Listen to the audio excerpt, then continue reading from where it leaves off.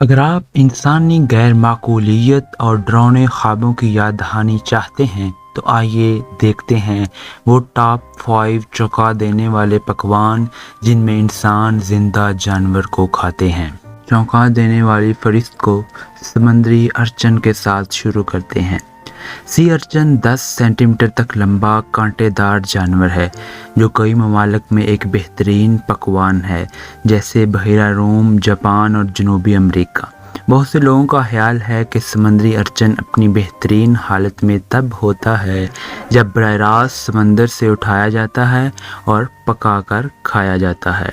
Number 2 पर है सान नाकजी एक्टोपस।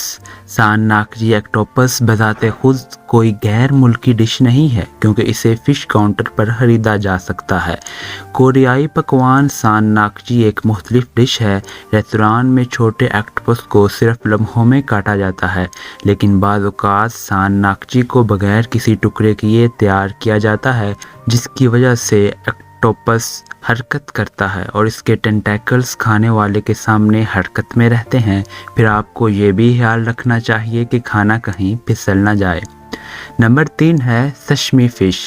सशमी फ़िश पर जुल्म की वजह से बहुत से ममालिक में पाबंदी है, फिर भी जापान में वहाँ इस मछली के खाने की तैयारी के लिए महारत के मुकाबले हैं। यहाँ मछली को पानी से हासिल किया जाता है, चंद सेकंड्स में काटा जाता है, जिंदा मछली को पकाकर खाया जाता है। नंबर 4 पर है यिंग यांग यू मछली, मतलब मुर्दा और जिंदा मछली। यिंग यांग यू मछली चीनी वर्जन है। इस डिश के लिए जिंदा मछली प्लेट में पेश की जाती है।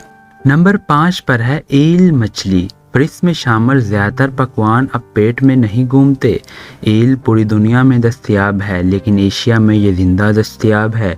ये उन नाबालिग ईलों में से एक है जिसके बारे में शायद बहुत से लोग सोचते हैं, बल्कि छोटे बच्चों का एक ढेर लगाया जाता है जिससे प्लेट में जमा किया जाता है। वो तड़पना शुरू कर देते हैं और बगैर चबाए निगल लिए जाते हैं।